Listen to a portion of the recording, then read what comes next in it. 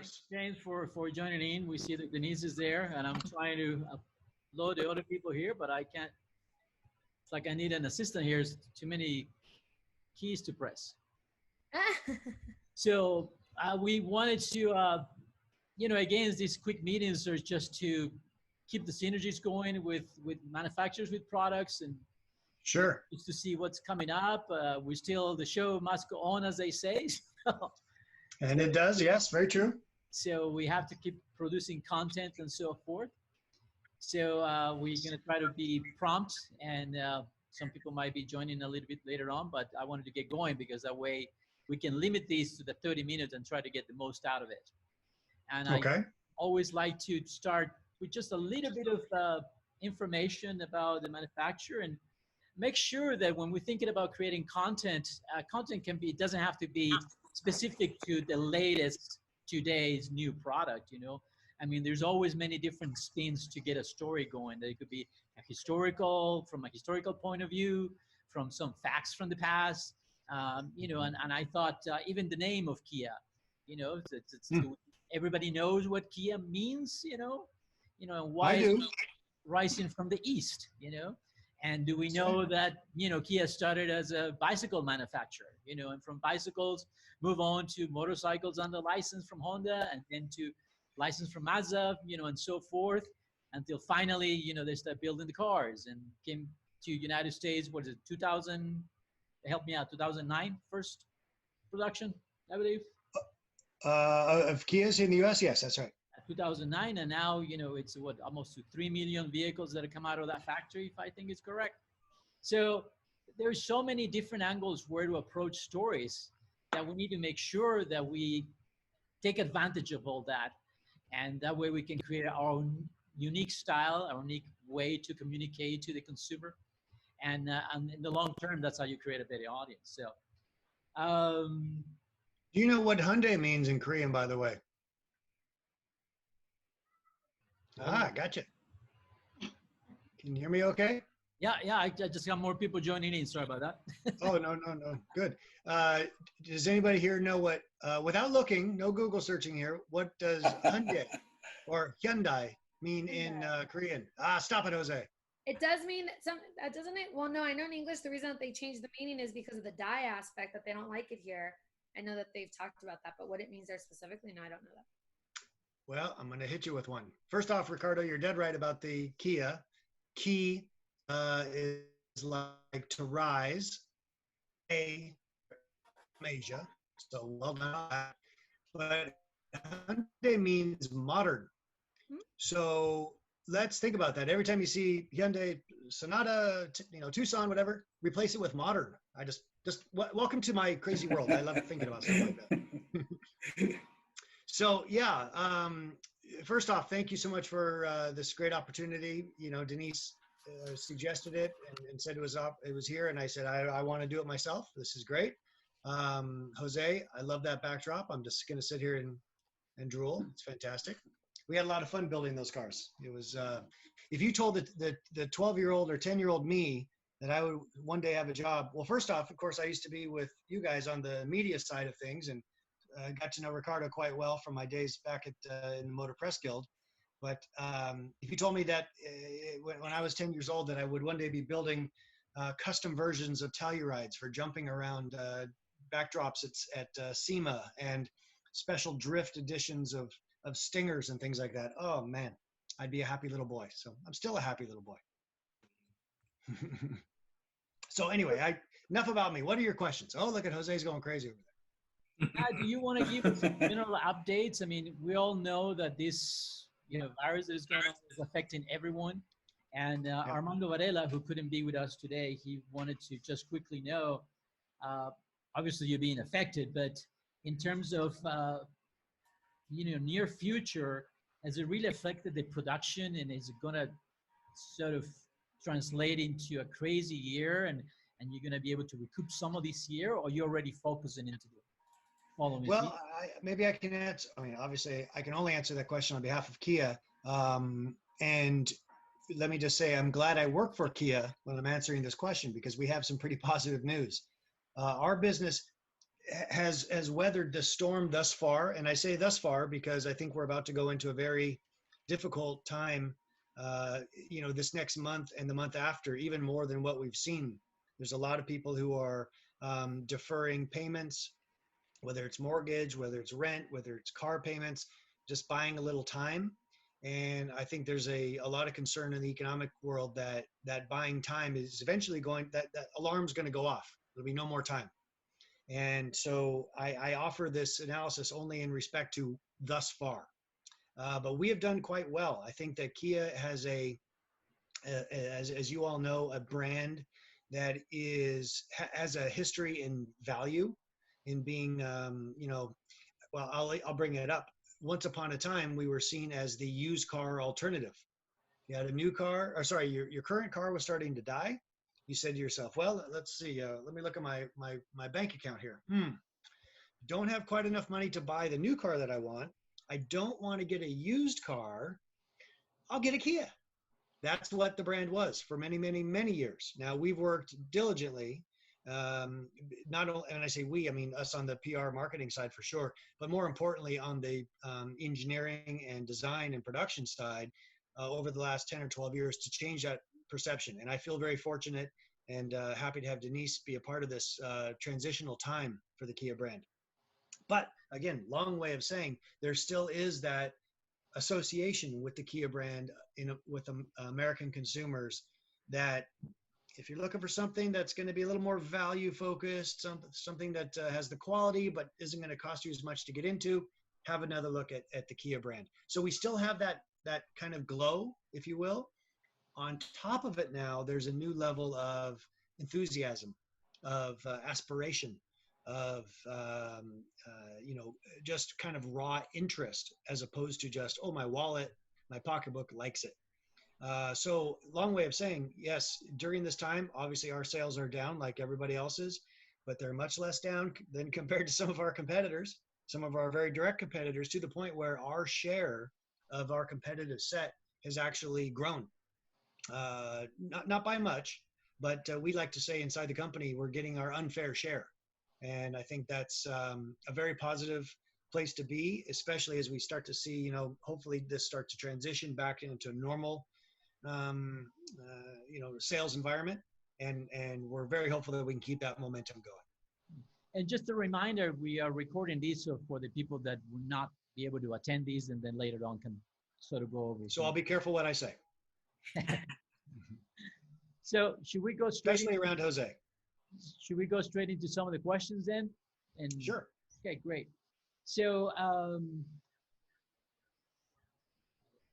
this is from Sandra Munoz. With 50% of the total sales in the USA now being trucks, right? Is there a long-term future for the Cadenza, the Stinger? Taking into consideration the Cadenza, is selling 120 units a month. The Stinger is about 1,000 a month.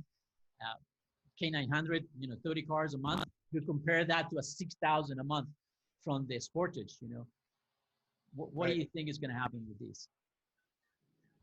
Well, I'll start with the one that's the most fun there, with the Stinger. I believe that there is a future for that kind of car, because that is not so, I'm all over the place. There's a future for it within the Kia stable, not because of its sales or lack thereof, but because of what it does for our brand. As I just said, this is a company that's very focused on changing its impression, respecting its past, but being honest with its past and saying, what can we do to be better? And the Stinger is the perfect embodiment of that idea. We have said many times, Denise knows this to be true, that the Stinger was the vehicle that kind of bashed against the door for the Kia brand, started to break the lock. And then came the Telluride, which then hit the door and it blew right open, because the Stinger was already done its damage there. And so, I don't feel any concern for the Stinger because, again, what it represents and how damn good of a car it is. You've all driven it, I'm sure. It's just, if at the very least, it will be seen as an enthusiast's kind of dream car. you see one on the road, all of us that know the car industry, you see one on the road and you will kind of nod at the person that drives it because that person knows a good vehicle, knows not only that it's a great value and looks great, but it's a steal. And so, especially when you compare it to brands from Germany, it's an absolute bargain for what it does. So I see a good future in the Stinger. In regards to Cadenza and K900, they represent a time where the Kia brand was trying to shift to be a little bit more luxury focused. So we're planning to continue with those vehicles, but I think the future of Kia is not as much luxury. It's more the excited, crazy little brother in the Hyundai Motor Group family. With Hyundai being more of the kind of the more mainstream car and SUV for every household kind of feeling.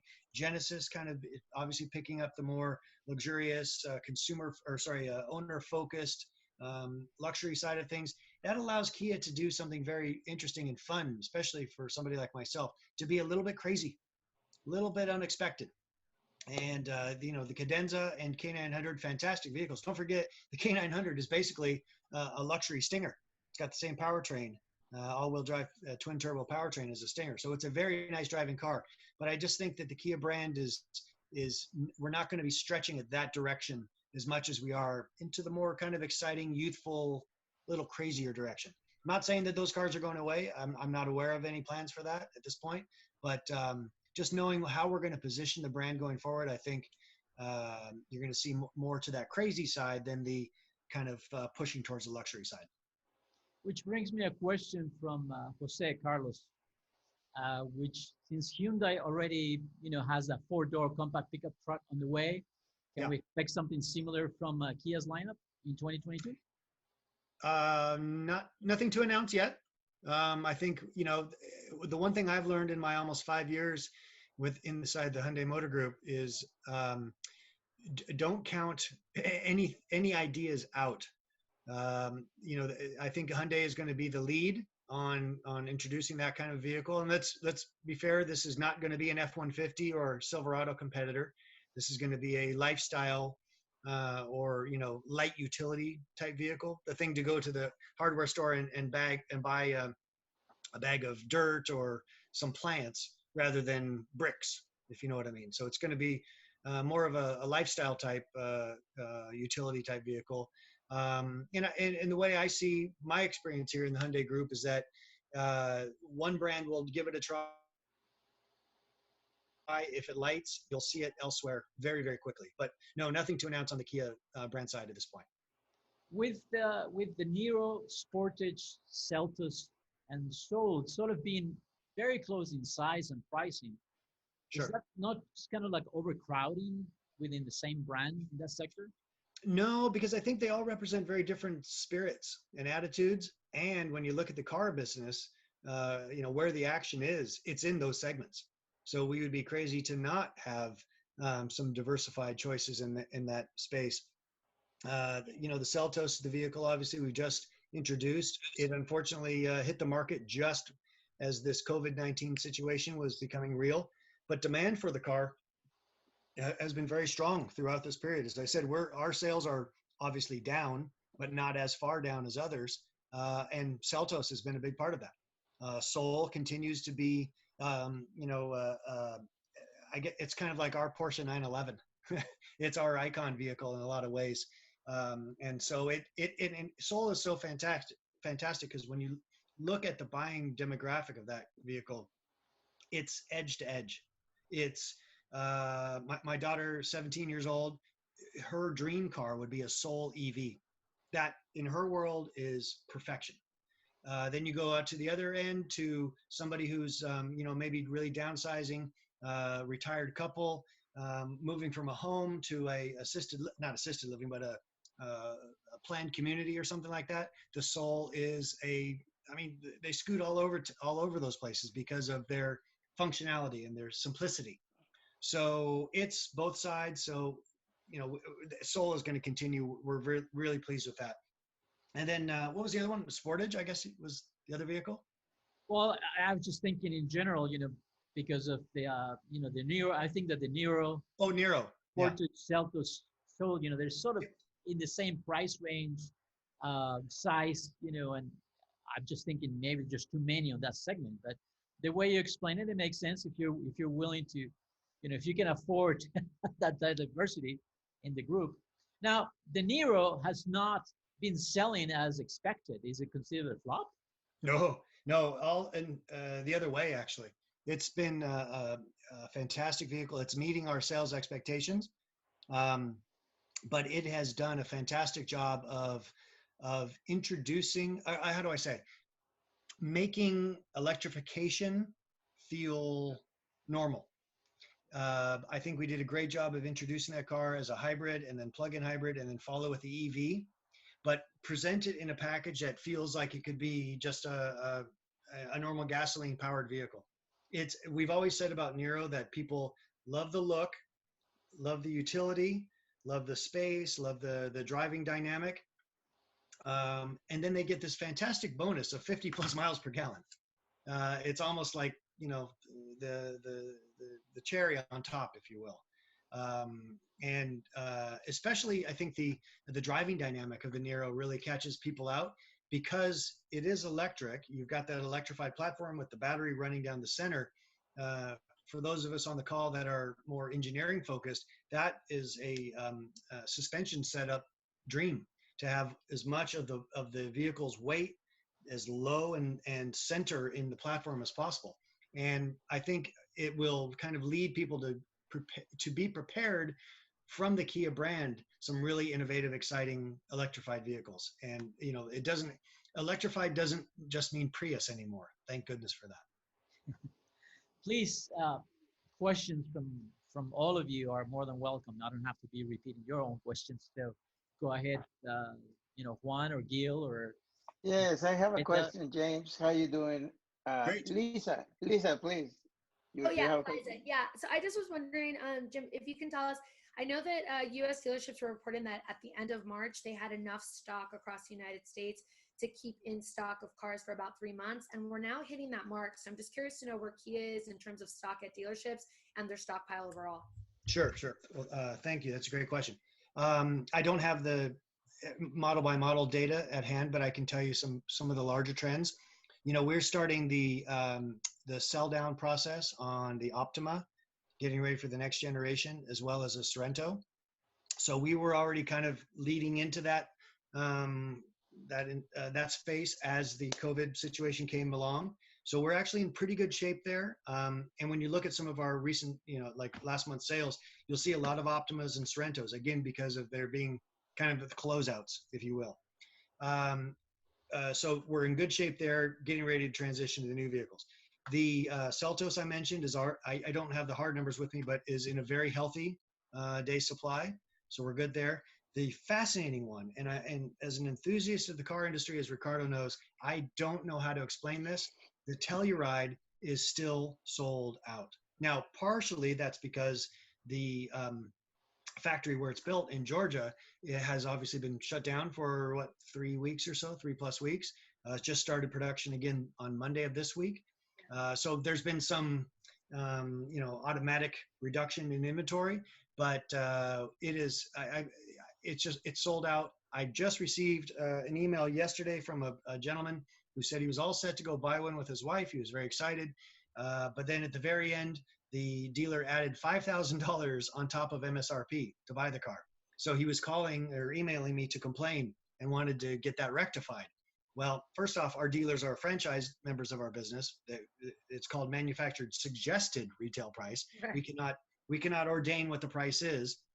But again, to back up, this vehicle's been on sale since February of 2019. It is still selling at or above MSRP, in most cases above. Mm-hmm. And dealers are desperate. We hear stories of people coming in and saying, I really, really want that trim level in the moss green or moss gray package with the black wheels, like the one that was in the Super Bowl commercial. I want that. Well, sir, ma'am, we have this lower trim level one here that's white with the silver alloy wheels and much different trim level than what you're looking for. We'll take it. That's insane, folks. That's the kind of thing that happens with with Mustang GT500s and special edition 911s and more esoteric vehicles, not family haulers from South Korea. And I can tell you that our friends at Hyundai really don't like me talking about this. So that's that side. Go please, after you. My question was more if, I mean, we are on unprecedented times, right? And, yes. And a lot of companies, all of the companies are going to be struggling, ours included, right? Mm-hmm. Every segment of the economy will be bad. Recently, and I'm going to, of course, I'm going to shift this to technology. Recently, Apple presented a cheap iPhone, right? Yes, for everybody. So my question is, Kia has any plans to kind of reinvent themselves, for the times that we're living right now? And let's be honest, not much is gonna change in the next 6 months. And you guys are gonna still have to sell cars. Obviously, the Telluride is still selling very well. But any plans to produce maybe cheaper cars, cars that people are more comfortable buying, cars that had less options, so people can afford that? Well, it's a great question. We kind of see both sides of it. In regards to the Telluride, the one that we cannot keep enough of is the SX Premium or the EX Premiums, the top trim levels. Sell out immediately, full MSRP or plus. Okay, so that's that side of the fence. We're also seeing a good amount of action and interest in and sales, and this is probably to your ultimate point here, is in Fortes. Forte is already our number one selling vehicle, especially in the Hispanic market, and Forte and Rio. So people are, maybe to your point, wanting to be a little bit more rational, feel that the Kia brand, because of all of our JD Power quality success stories and just this new buzz that's in the marketplace about the Kia brand, but they don't want to spend a ton yet. That the Forte, the closeouts on the Optimas, the Rio gives them that opportunity. So no, we don't have any low-priced versions at this point, but because we're Kia, we're already pretty well placed, I think, from a value perspective, especially on vehicles like the Forte and Rio. Gil, some questions? Yeah, can you share a little more about the face shield? Oh, sure. Delivery. That I think that was a great thing for you guys to do, and are you planning to do any more of that type of contributions? Well, it's funny you say that. I think there's some being delivered right now. Oh, is that right? Yeah. Yes, and I was going to tell you, James, that this is Sandra. Yeah. That is, my son was a nurse, and I really got teary-eyed every time I see a press release saying you guys are helping out the nurses to make sure they have PPE. So from the bottom of my heart, I want to say thank you to you guys for keeping our nurses safe. That's very kind of you to say, and I would respond on behalf of the industry, the entire automotive industry. Yes, Kia's tried to do our part, but what you see from Ford, from General Motors, from Honda, I mean, we're all doing it. We have to. It's otherwise, because we're all in this together, folks. This is not right. This is not competition. So to answer your question, though, yes, we shifted over to. I was talking to somebody in the media not too long ago, and they said, "So how does this work?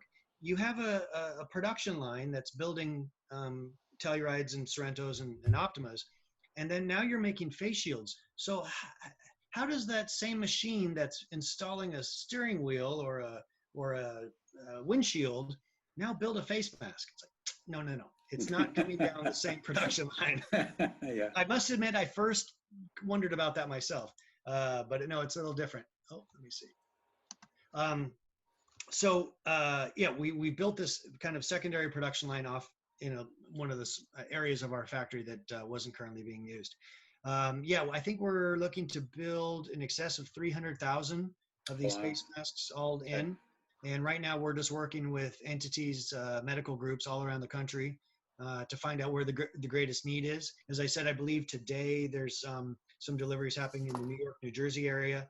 Earlier this week, we were in Long Beach, California, and I think Newport Beach or Costa Mesa, something like that. So we're just, we're trying our best, and we appreciate you noticing that.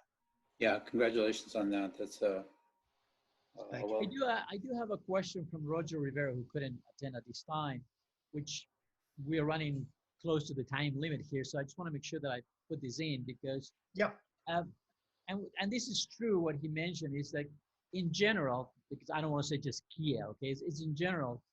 Overall, I don't think we don't get enough or adequate feedback from the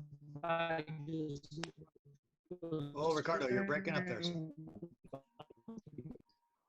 yeah, we can't hear you, Ricardo. Last. Uh-oh. I think that cool car is stealing all his Wi-Fi. Yeah, I'm not sure. Nah, No. not working. Yeah. Write it down, maybe. Yeah, maybe write Yeah, it down, send it. Ricardo, to Yeah, everyone. send it in the chat.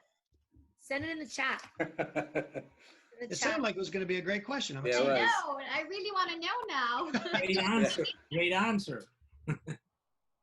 I've been censored. Ah. I've been Oh, there you censored. go, you're back. I didn't do it. I didn't do it. Well, I will say Like, this. I was like, don't get enough what? What is it, Yeah, Ricardo? okay, finish it before you lose connection again. What was the question? Can you hear me now? Yeah. Yes. Okay, so we're back. So no, we're talking about in general. We as a content creators for the Hispanic media, sometimes we don't have enough feedback, so we don't know what manufacturers think about. Is the content that we generate appropriate, good, bad? What can be better? It's always good to have some feedback because then each individually journalists can start not just creating their style, but understanding, oh, this is how can I improve, Sure. and that I think is important, so what can we do better and things like that. Any thoughts about that? Well, first off, I would say, well, you got the question out, folks, so we're good. I would say that first off, from a structural perspective, oh, there he goes again. Yeah, we can hear you. Okay, I'll carry on. Yeah, I'll carry on. Somebody tell him what I said later. From just a internal structural perspective, we are a little light on staffing to support Hispanic marketing and Hispanic media. Not media, sorry. We have Denise who does a fantastic job, but there she is. But yeah, we had some staffing that we're going to look to address to be more focused on your space in the automotive world. And then this COVID thing came along and everything's kind of on hold, as you would expect. But point is, we're not going to ignore that. We're going to get back to it as soon as we can. In regards to the content that's produced, I don't care who you're writing for, in what language, what time of the day, anything. My most common advice as somebody whose job it is to review the content that comes back and make sure that we continue to be engaged with what we think is good content. And it's real simple. Just have an opinion. Just tell us what you think, and don't be afraid of telling us something that you don't think is good. We need to know that. We want to know how you are, expressing what we're doing into your market. We want to know how to improve that, and we want to know what you feel. And when we see reviews, video or written, that are obviously just cut and paste, if you will, out of a press release, goodbye. I could do that, and I could charge my 17-year-old daughter would do a fine job of cutting and pasting. What we want is to know what you think, and we want to know the good and the bad. And so I would say, again, it has nothing to do with Hispanic marketing or Hispanic media specifically. It's just as a journalist, it's your job is to express an opinion. And so please continue to do that. And if you do, I can tell you that Kia will always have a great amount of respect for what you do. I can express my opinion right now, and I said that, and I will continue to say, and you guys are doing great, absolutely great things, and great vehicles. And I have said to Denise that many times, and to Carla as well. You guys are just doing great. I tell everybody, and I write that Great. That you're doing great things, and people don't believe me. I said, no, it's Kia. Well, that's funny you say that. If I could just add a quick little side story here, I think the thing that I said that helped me get this job was the then Korean president said, how do you see the Kia brand? And I said, and again, I used to be on the media side, so I think about this all the time like you guys do. And I said, I feel like the Kia brand, there's like this kind of fog or smoke on top of it, where people know that something's going on there, but they're not quite sure because you can't quite see through the fog yet. But something's positive. It's good news. It's not going down. It's going up. But they can't quite see what it is yet. that to me is a delicious challenge, as you know, now running public relations for this brand. And I think it's a delicious challenge for you as the media as well, to help kind of clear that dust away a little bit and say, you may have heard this. I've driven the car. I've spoken to their executives. I know things about them. And here's something that might Juan's support point, that. I personally have been responsible, and I'm not asking for any three vehicles sold. We like it. that I've helped. And all I did, honestly, to Juan's point, is we get asked, as you can imagine, what's the best car? Looking to do this. I've always tell them, have you looked at Kia? I said, never. I didn't think about that. Of course. As a result of that, I sold 3 cars for you. Good, thank you. He's expecting his check things, basically, yeah. his His commission. commission. That's what he's asking for. Exactly. Yeah, and one Optima, a Soul, and a Rio. That's Good. Don't oversell Tellurides. We don't have it. Yeah, I mean, and these people, all 3 of them, I'll be honest with you, all 3 had never considered Kia. It's very And I have to say, I mean, after driving the vehicles and seeing the vehicle, you have changed my opinion of Kia. I have a different opinion of Kia, obviously. And when you look at them, when you drive it, you say, oh, okay. And the price points are great. Again, I Telluride, it has nothing to, I mean, it can do anything that an Audi can do, a BMW, you name it, and it costs around 40,000, My mom had the same experience with one of the cars that I had to test drive, where she was like, oh, you got a Kia, whatever. Like, she just wasn't thinking about it. And I was like, oh, we had to run like an errand or something. I was like, oh, why don't you come with me? And you can see like when I'm test driving. So she always kind of wants to see what I test drive. And so she did. And she was like, wait, this is a Kia? Like, we're inside, like 5 minutes later, she's like, no, wait, this is a Kia, right? And I was like, yeah. She's like, okay, this is so weird. For whatever reason in my head, I have like tingy is the word she used, that it's like just tingy, like just like light. She's like, I just didn't think. And she's like, being in here totally gives me like a different feel. So she's like, okay, this is kind of like the iPhone when they can't tell you the difference between one or the other. They're like, you have to experience it to understand it. She's like, that's exactly what Kia is. I'm like, yes, mom, that's what I said. I was like, I love it. So to that end, though, talking about good things that you guys have done, can you talk a little bit about the Accelerate the Good program that you've had and how many people have taken advantage of it? Yeah, so Accelerate the Good is kind of an overall, marketing package that we've done because of, everybody together during this crazy COVID-19 time period for us. And it's a multi-pronged approach. It's offering assistance to our current customers, payments, extending the warranty. Let's say your vehicle's 5 years old or 6 years old on the plane expires, something like that, or there's a real notice and you want to make sure you get it in. We're extending that period. So if you don't feel comfortable to go out into public and take your vehicle, we won't penalize you for that. So some side is incentives and opportunities to buy today. 75 months, I almost said 75 years, 75 months, 0% financing, deep incentives on certain vehicles, especially, as I said, Sorento and Optima, because of their closeout phase right now.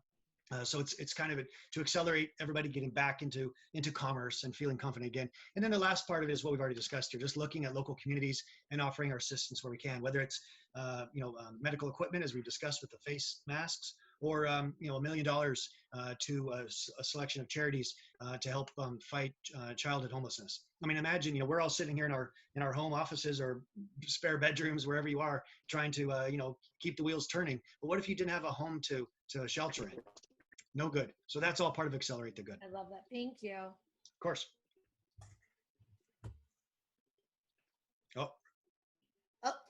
Time. Yes. Well, we We're can't done. thank you enough for taking the time out of your schedule to meet with us. So, as Ricardo has kind of been, I'm not sure what's going on. I think we should all pull some money together to buy Ricardo better Wi-Fi. Yeah. He lives in a remote area. That's the problem. He lives in, I don't know, way in the mountains. Ricardo, about the awards, it's going to happen in November. I hope everybody get together this November in LA. I don't know. Hopefully. Thank you, James. Juan's right. like, Thank you very much. Yeah. Thank you very much. Thank you, Have a guys. great day. Thank you. Thank you. See you on the road. You. Bye. Bye, Denise. Hi,